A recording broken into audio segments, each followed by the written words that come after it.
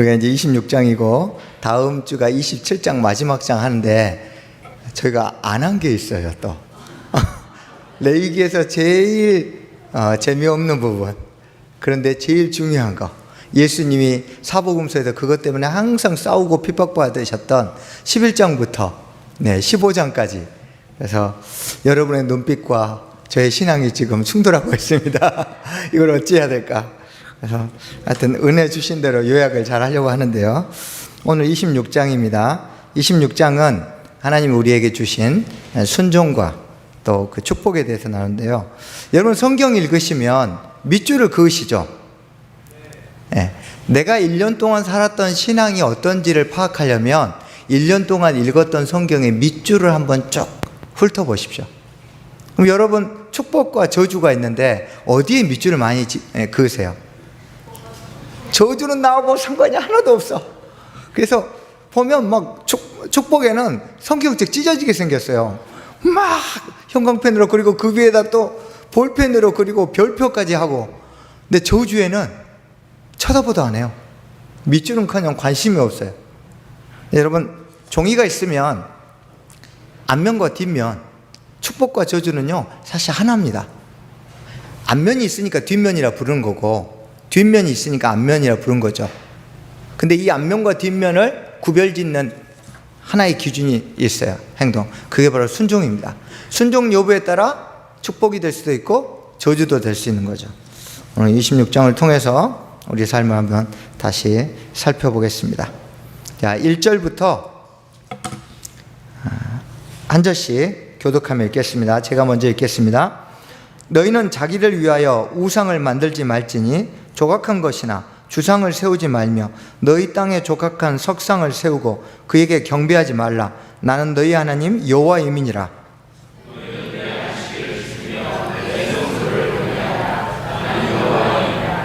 너희가 내 규례와 계명을 준행하면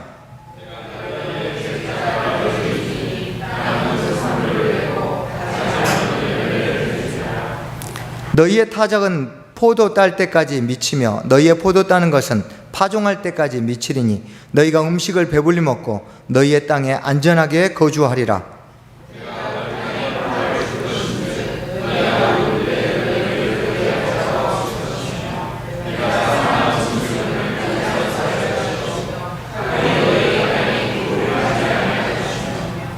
너희의 원수들을 쫓으리니 그들이 너희 앞에서 칼에 엎드러질 것이라.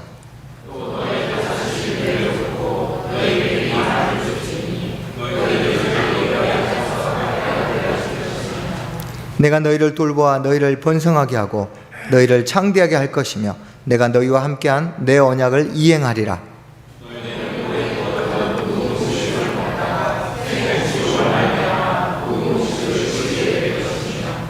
내가 내 성막을 너희 중에 세우리니 내 마음이 너희를 싫어하지 아니할 것이며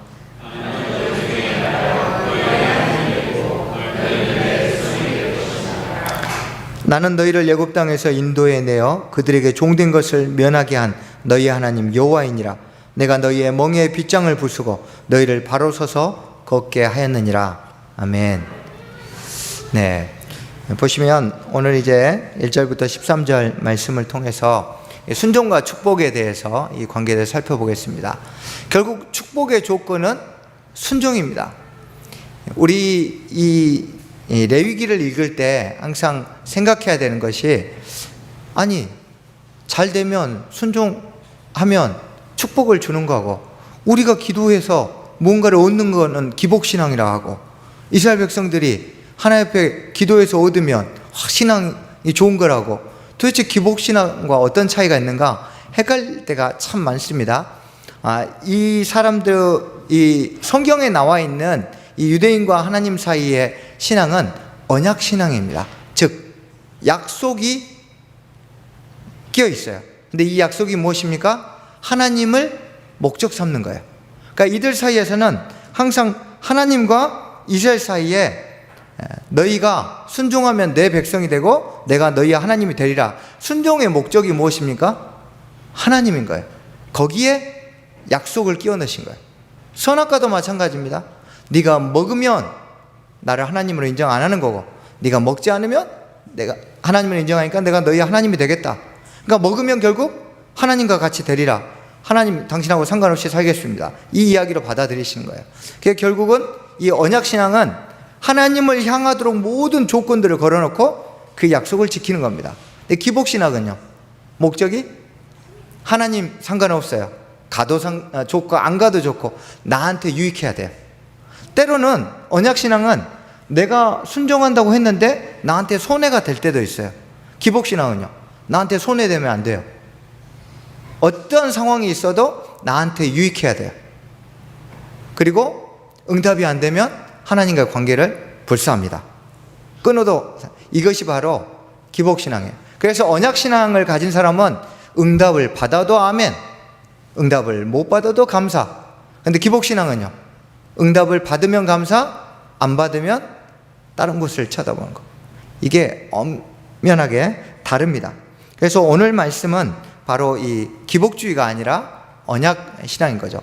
하나님을 향하도록 하기 위해서 약속을 내거셨고 그 약속을 지킬 때 내가 너희 하나님이 되겠다 하고 말씀하신 겁니다. 자, 하나님이 요구하시는 순종사항이 오늘 1절부터 13절에서 총 3가지를 언급하시는데, 첫 번째가 우상숭배 금지입니다.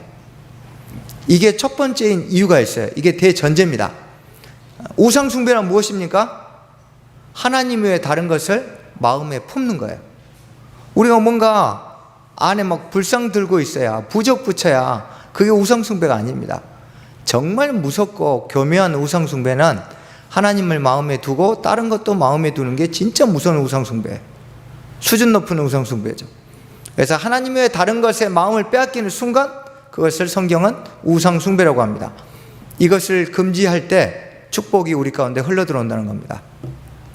결국 이 우상숭배는 다른 순종을 가능하게 하는 둘째, 셋째의 기초가 됩니다. 이 우상숭배 금지는 레위기 전체의 핵심이에요. 그래서 오늘 레위기 26장은 레위기 말씀을 쭉 주면서 결국 이것을 왜 주었는지를 가르쳐 주는 거예요. 그리고 이것은 성경 전체의 핵심 교훈이기도 합니다. 두 번째, 안식일 준수하라는 겁니다. 안식일 준수 왜 해야 된다 했죠? 안식일의 뜻이 뭐라고 했죠? 안식일의 뜻이 무엇입니까? 제가 한 3번 얘기했는데 잊어 주셔서 감사합니다. 안식의 뜻은 하나님을 향하는 것, 그런 뜻이에요. 이 안식이라는 단어의 원래 뜻이 하나님을 향하는 것. 그러니까 우리가요, 일을 해도 하나님을 향하고 있으면 안식이에요. 제가 요즘 하는 일 없이 바쁩니다.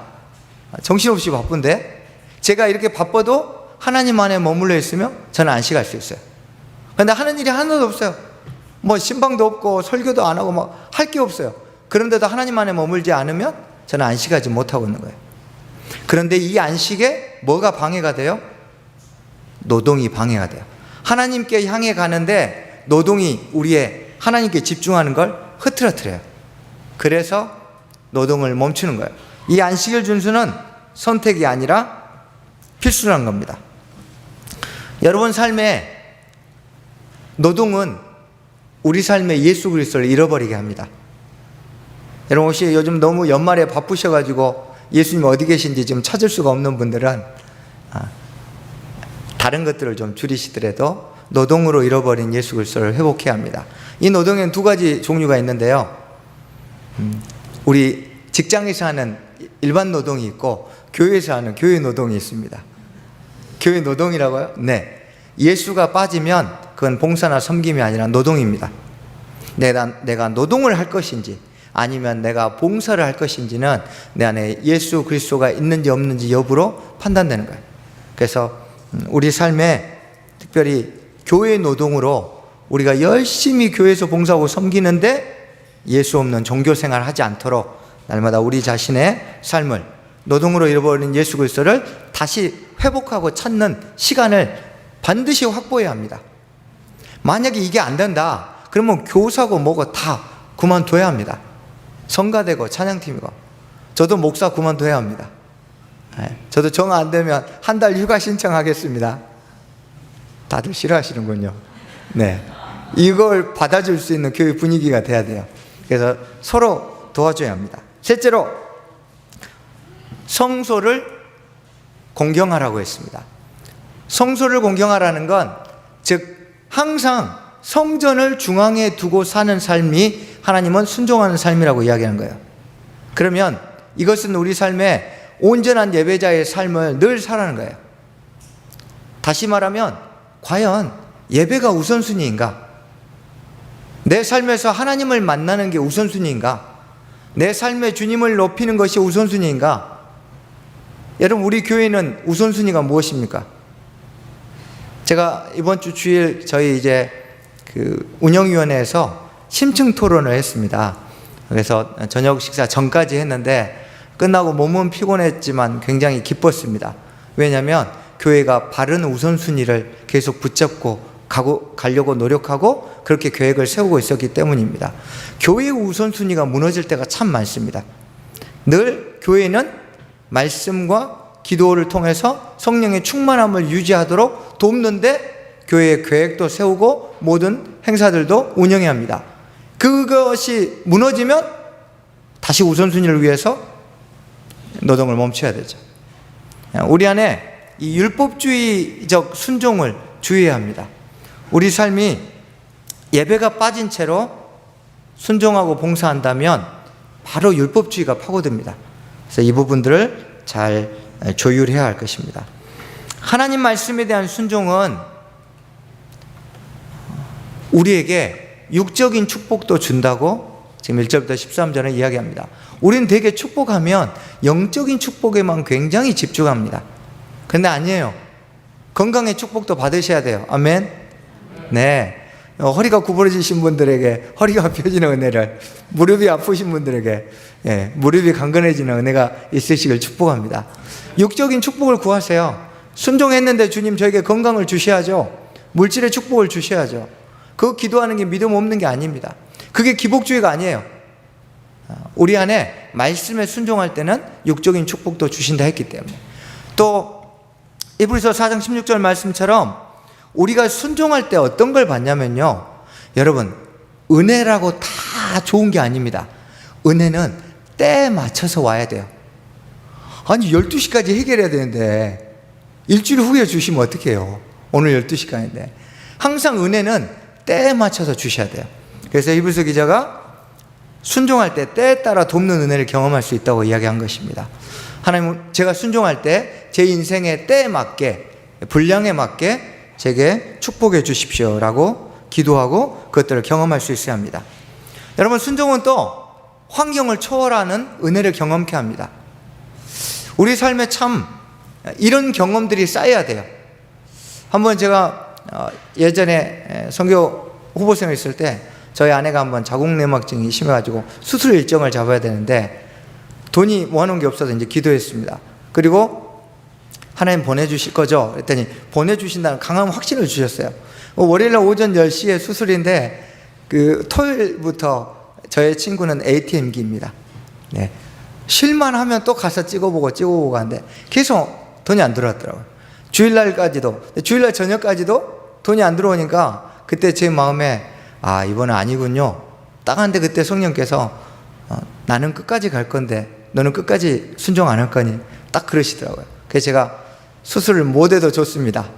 네. 제가 설교단에서 이런 표현 써서 죄송합니다.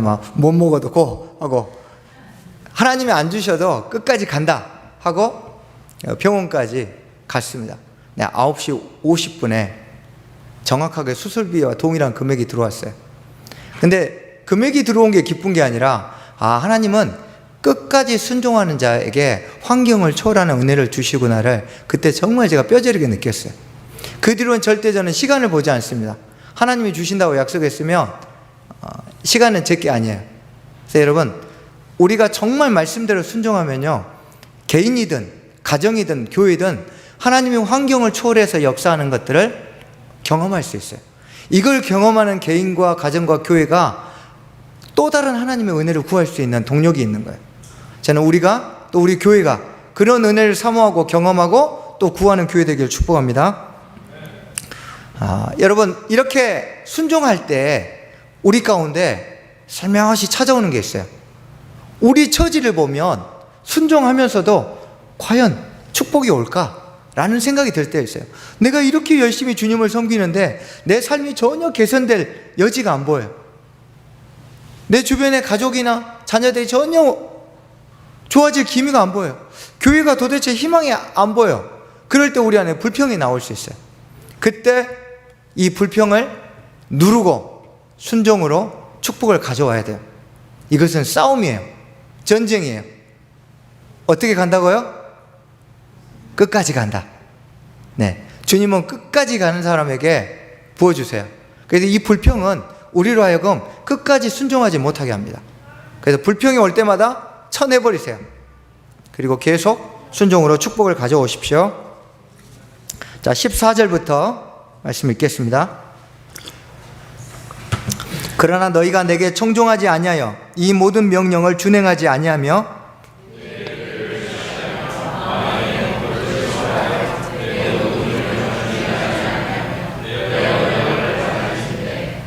내가 이같이 너희에게 행하리니 곧 내가 너희에게 놀라운 재앙을 내려 폐병과 열병으로 눈이 어둡고 생명이 쇠약하게 할 것이요 너희가 파종한 것은 헛되리니 너희의 대적이 그것을 먹을 것임이며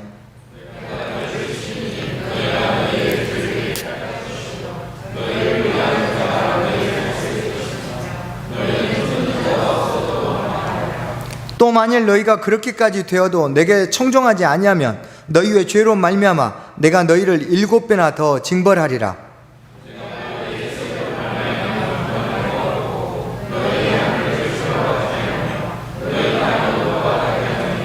너희의 수고가 헛될지라 땅은 그 산물을 내지 아니하고 땅의 나무는 그 열매를 맺지 아니하리라.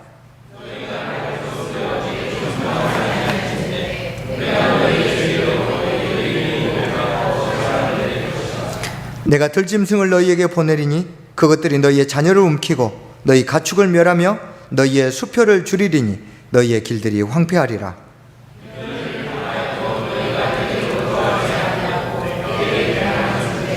나도 너희에게 대항하여 너희 죄로 말미암아 너희를 7배나 더 치리라.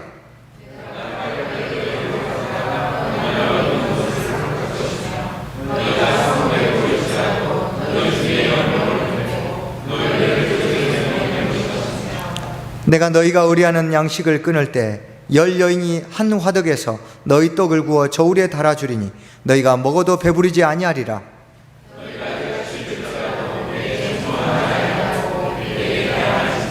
내가 진노로 너희에게 대항하되 너희의 죄로 말미암아 7배나 더 징벌하리니 내가 너희의 산당들을 헐며 너희의 분향단들을 부수고 너희의 시체들을 부서진 우상들 위에 던지고 내 마음이 너희를 싫어할 것이며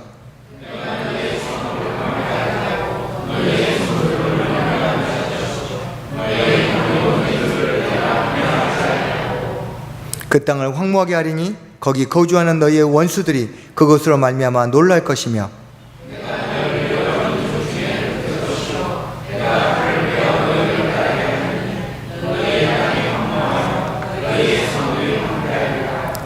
너희가 원수의 땅에 살 동안에 너희의 본토가 황무할 것이므로 땅이 안식을 누릴 것이라. 그때 땅이 안식을 누리리니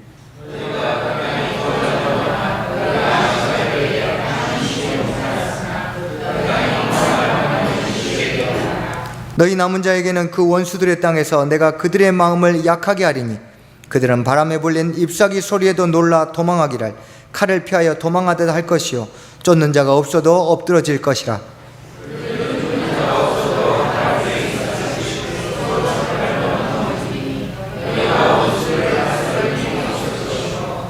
너희가 여러 민족 중에서 망하리니 너희의 원수들의 땅이 너희를 삼킬 것이라.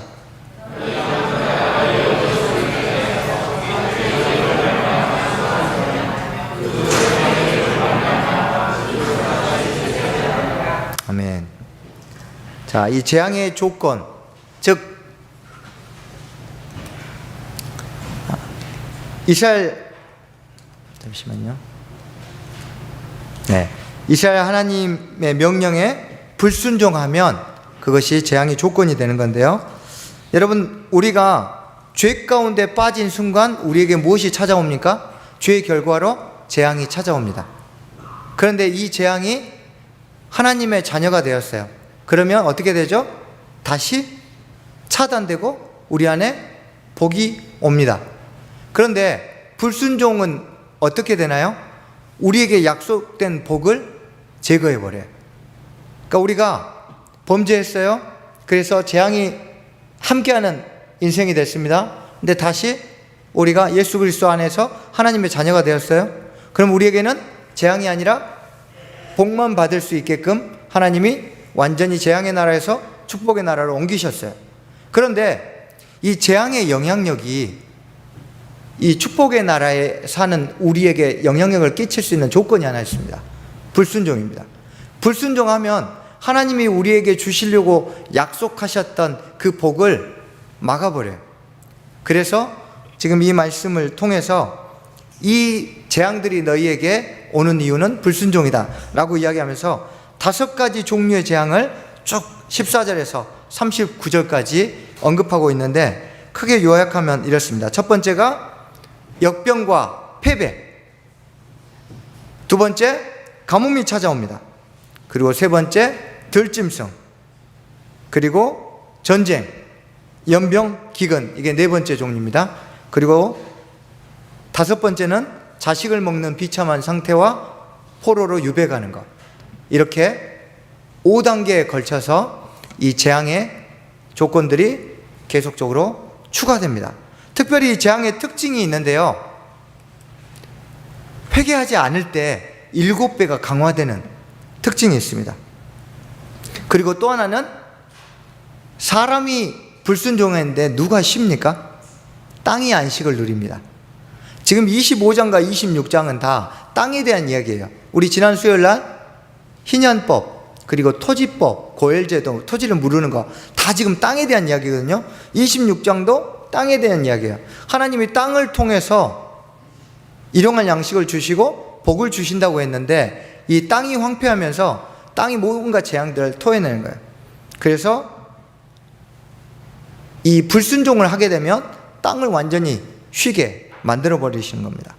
그래서 이 점차 강화되는 재앙을 통해서 회개를 촉구하시는 게, 그래서 이스라엘 백성들 보십시오. 항상 이 구약성을 읽어보면 하나님이 계속 이 구도를 갑니다. 불순종하면 압박, 회개하면 풀어주시고, 불순종하면 다시 압박. 그래서 이 과정을 통해서 이스라엘 백성들이 결국 어디까지 갔습니까?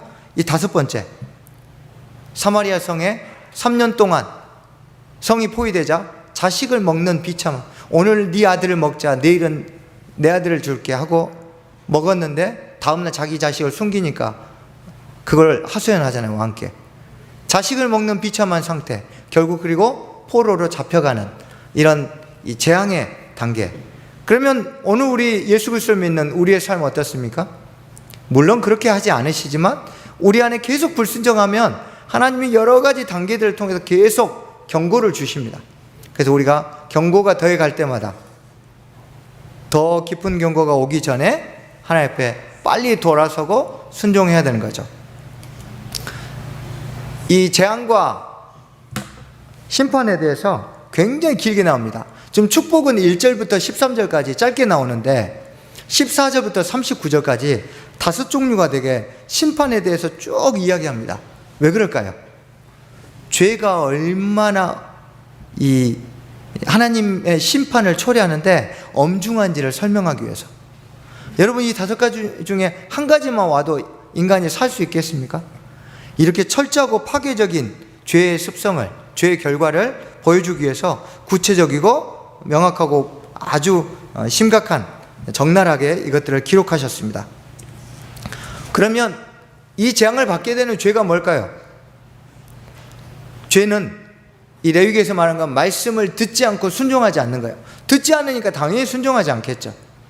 그래도 불순종이란 무엇인가? 하나님의 말씀에 귀를 기울이지 않는 거예요.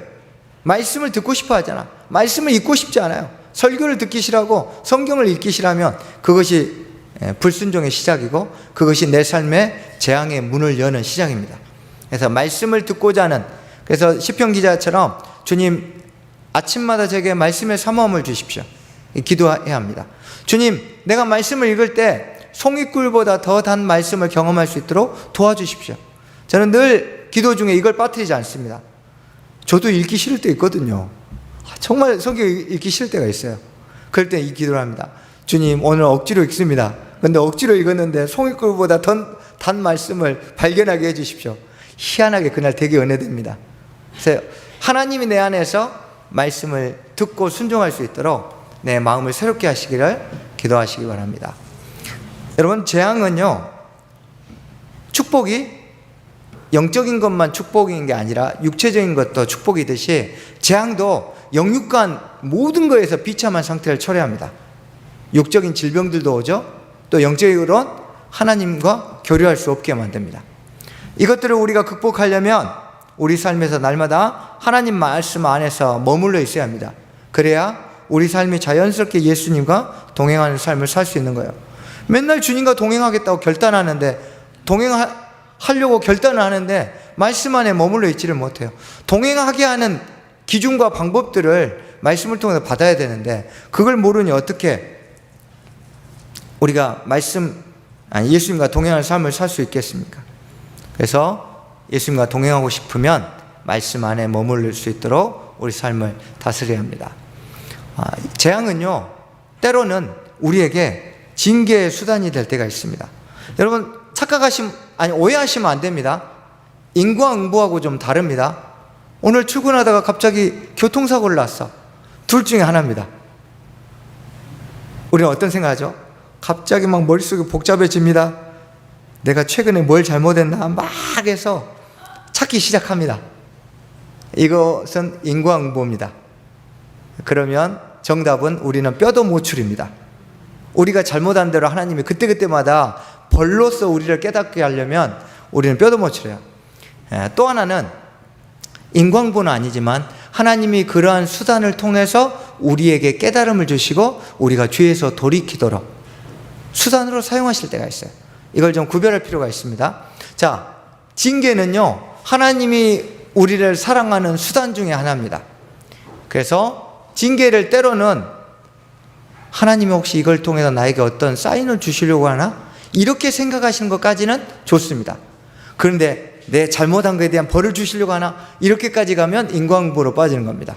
그래서 요 경계선을 잘 지키시고 그것들을 통해서 하나님의 뜻을 파악하는 데까지만 가시고 마치 하나님이 나를 벌 주시는 하나님인 것처럼 그렇게 나가지 마시기 바랍니다. 우리 히브리서 12장 8절 말씀 한번 같이 읽어주십시오. 시작.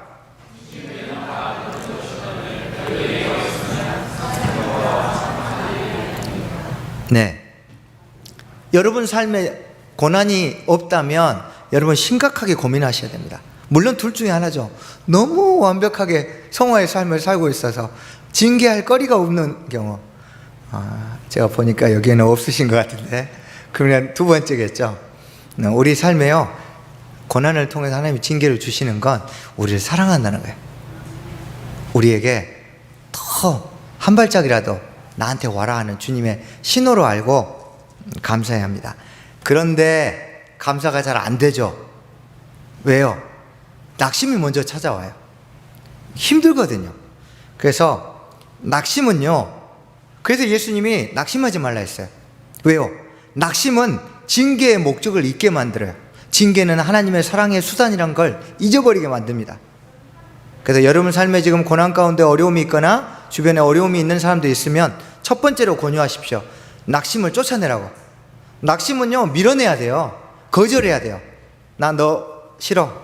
낙심은 거절하면 안 들어옵니다. 우리가 막 낙심을 막 초대해가지고 묵상해요. 막 같이 살자고, 동거하자. 네. 낙심은 쳐내야 돼요.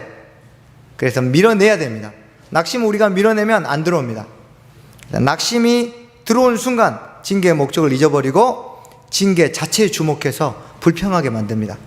그럼 여러분, 낙심이 들어올 때마다 내 인생 왜 이러나, 자기 처지 비관하고 그런 생각이 들어오는 순간, 저 사람보다 나는, 이렇게 비교가 들어오는 순간, 내가 못하는 것만 보일 그 순간 떠나가라 하고 하셔야 돼요. 그래서 우리 마음속에 낙심이 물러가고 감사가 올 때 우리 안에 고난을 하나님의 사랑의 목적의 수단으로 삼을 수 있습니다. 순종의 세 번째 요구사항이 무엇이었습니까? 예배였습니다. 순종의 이 세 번째 요구사항이 예배. 이것은 죄와 밀접하게 연관됐습니다.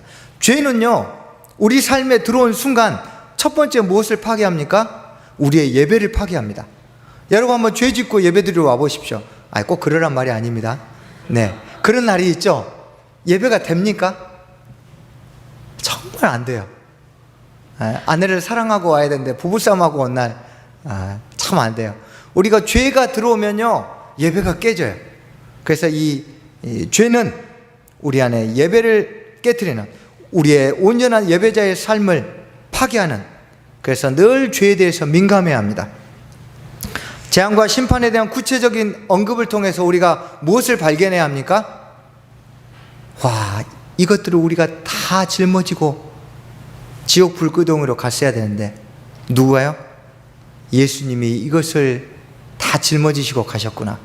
여러분 앞으로 재앙이나 저주를 읽을 때 갑자기 2장 3장을 확 넘기지 마시고 밑줄을 딱 긋고 예수님 감사합니다 딱 쓰십시오.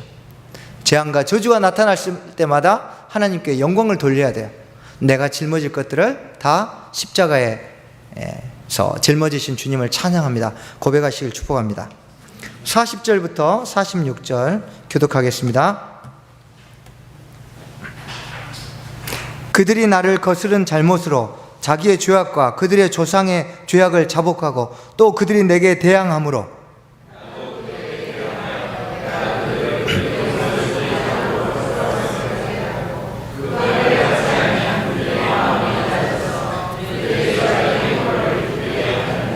내가 야곱과 맺은 내 언약과 이삭과 맺은 내 언약을 기억하며 아브라함과 맺은 내 언약을 기억하고 그 땅을 기억하리라.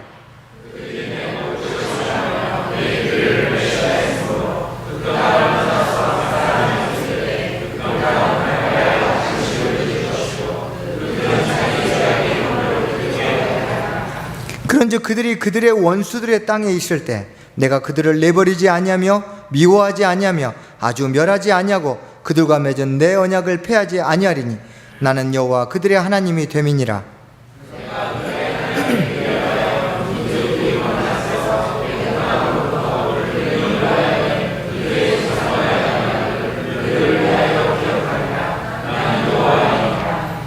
이것은 여호와께서 시내산에서 자기와 이스라엘 자손 사이에 모세를 통하여 세우신 규례와 법도와 율법이니라. 아멘. 여러분 방금 읽었던 40절에서 46절에서 우리가 감사할 게 있습니다. 하나님의 경고, 하나님의 징계, 하나님이 우리에게 주신 고난에는 어떤 게 있다고요? 희망이 들어가 있습니다. 이것이 세상의 종교와의 차이점입니다. 징계로 끝나버려요. 그러나 하나님은 반드시 그 징계 뒤에 무엇이 있습니까? 사랑의 목적이 있기 때문에 희망이 있어요. 여러분 우리에게 주시는 경고, 고난 가운데 하나님은 우리에게 붙들 소망을 주신 줄 믿으시기 바랍니다. 그 희망을 발견할 수 있는 눈이 열려야 돼요. 이 희망은 언제 열리냐면 자기의 죄를 회개할 때 열립니다. 자신의 불순종이 때로 내 삶에 이러한 것들을, 축복을 가로막았던 것들을 깨닫고 회개하는 자에게 희망을 볼 수 있는 눈이 열립니다. 그러므로 고난과 재앙이 왔다고 인생이 무너지는 게 아니에요. 실패가 아니에요. 그것 가운데서 희망을 발견하지 못할 때 실패하는 거예요. 그래서 주님 눈을 열어주십시오. 하나님이 내 삶 가운데 주신 것이 아니고 허락하신, 내 불순종으로 말미암아 내 삶에 찾아온 고난이 내게 희망으로 변할 수 있다는 것을 볼 수 있도록 도와주십시오. 기도하십시오. 이렇게 회개하고 기도할 때 이전에 아브라함과 이삭과 야곱과 언약하신 것을 기억하시고 포로에 끌려갔던 이스라엘 백성들을 다시 돌이키신 그 하나님께서 예수 그리스도를 통해서 약속하신 것을 기억하시고 우리가 회개할 때 우리를 다시 주님의 희망의 세계로 인도하실 것입니다. 참된 회개는 그러면 무엇이냐? 참된 회개는요, 습관화되어 버린 죄를 단호하게 끊는 것입니다. 여러분 우리가 왜 참된 회개가 안 됩니까? 습관화된 죄를 끊어버리지 못했어요. 우리가 왜 습관화된 죄를 끊어버리지 못합니까? 내 처지를 보니까, 내가 지금 이런 상황인데 이런 상황에서 나한테 그런 것까지 못하더라는 건 너무하신 거야. 이렇게 가는 거예요. 그렇지 않습니다. 절대 죄를 끊는 건 내가 처한 상황과 아무런 상관이 없습니다. 하나님은 한 번도 조건 보고 회개하라고 한 적 없습니다. 그래서 습관화되어 버린 죄를 단호하게 끊어버릴 때 우리의 삶이 다시금 하나님께로 돌이킬 수 있습니다. 자, 끊어버리고 나서 가만히 있으면요, 다시 돌아갑니다. 돼지가 그 누운 곳으로 돌아가는 것처럼. 그래서 죄를 단호하게 끊었으면 그 자리에 말씀을 채워야 돼요. 그래서 말씀에 반응하는 삶의 습관을 넣어야 돼요. 나쁜 습관을 꺼내놨는데 좋은 습관을 안 넣어놓으니까 나쁜 습관이 결단력이 희미해진 순간 서서히 다시 들어오는 거예요. 항상 빈자리를 사단이 노립니다. 그래서 나쁜 습관을 빼냈으면 거기에 빨리 짧은 시간 안에 좋은 습관을 집어넣어야 돼요. 그래야 들어오려고 했는데 들어갈 데가 없어요. 7 귀신을 내쫓았는데 그 집이 비었어요. 깨끗해졌어요. 근데 채워져야죠. 우리 안에 예수 그리스도가 있어야 나쁜 것들이 안 들어오죠. 우리 가운데 말씀의 기준이 분명해야 죄가 들어왔다가 아니야 하고 튕겨나가죠. 여러분, 우리 삶에 참된 해결을 하려면 죄를 단호하게 끊어버리고 그 안에 말씀으로 좋은 습관을 만드시길 축복합니다. 회개한 사람만이 하나님의 징계가 사랑이란 걸 깨닫습니다. 그 고난은요, 다 지나봐야 이것이 하나님의 사랑이었구나 고백할 수 있는 겁니다. 이 고백을 할 때까지 견디시고 승리하시길 축복합니다. 25장에 보면 희년법에서 마무리할 때 38절, 42절, 55절에서 25장에 출애굽 사건을 꼭 언급했습니다. 그런데 오늘도 26장에서도 마찬가지로 출애굽 사건을 이야기합니다. 왜 그럴까요? 출애굽하고 받았거든요. 지금 우리는 이걸 따로 띄어서 레위기를 한 공간 안에서 그냥 생각해요. 아니에요. 지금 그 힘든 430년의 애굽 생활을 종지부 찍고 1년 2개월 만에 지금 시내산에 도착해가지고 거기서 지금 이 말씀을 받고 있는 거예요. 아직 기억이 생생해요. 그 애굽 생활이. 그러니까 그 기억이 생생한 사람들에게 지금 하나님이 출애굽 사건을 이야기하는 건 무엇입니까? 다시 돌아갈래? 돌아가기 싫지? 순종해야 돼. 얘기하는 겁니다. 여러분, 우리는 죄의 나라에서 의의 나라로, 사단의 나라에서 하나님의 나라로 옮겨진 자들입니다. 그런데 자꾸 이 죄의 나라의 영향력이 우리한테 들어오려고 해요. 이거를 차단할 수 있는 길은 오직 순종입니다. 순종하면 죄의 영향력이 절대 우리를 넘볼 수 없습니다. 그래서 이 시내산 언약 출애굽기 24장과 연결해서 이 레위기 26장을 읽으시면 훨씬 더 이 현장 분위기를 더 실감할 수 있는데, 결국 이 25장 26장을 통해서, 특별히 오늘 26장을 통해서 하나님 우리에게 말씀하신 건 무엇이냐면 아는 것보다 지키는 것이 중요하다는 거예요. 여러분, 이스라엘 백성들이 이 율법을 잘 알았습니다. 늘 암송했어요. 이걸 암송하지 않으면 결혼을 할 수가 없어요. 성식을 통과 못하니까. 근데 왜 이들이 그 5단계 징벌들을 다 받고 포로지까지 갔습니까? 지키지 않았어요. 왜 우리 삶이 믿는 것대로 하나님 우리에게 약속한 축복을 받으며 살지 못합니까? 알기만 하니까. 지키지 않으니까요. 그러므로 우리의 삶에 어떻게 하면 내가 아는 것을 지키고 실천할지 기도하고 이것들에 우리의 삶을 쏟아야 합니다. 오늘 축복과 저주를 통해 배울 수 있는 교훈 또 적용 좀 정리해 보겠습니다. 첫 번째로 한번 읽어주시죠. 시작. 무엇이 이 우선순위를 바꾼다고요? 노동이. 우리의 분주한 일상이 예배와 말씀의 우선순위를 바꿔버려요. 성경 먼저 읽어야 되는데 갑자기 빨래를 돌리고 싶어. 빨래 늦게 돌려도 지구 멸망하지 않는데 왠지 그 순간은 빨래를 안 돌리면 지구가 멸망할 것 같아요. 설거지를 안 하면 찝찝해. 아니에요. 우선순위를 분명하십시오. 분명히 설거지 시작하고 나면 빨래 돌리고 싶고, 그러고 나면 청소기 돌리고 싶어요. 그리고 오늘은 성경 끝. 이게 우리 인생이에요. 그래서 우선순위를 분명히 하셔야 돼요. 두 번째 읽어주십시오. 네, 낙심은 하나님 우리에게 주신 고난의 목적을 잊게 합니다. 희망과 소망과 사랑을 깨닫지 못하게 불평하게 합니다. 그럼 낙심을 내쫓아내십시오. 세 번째 읽어주십시오.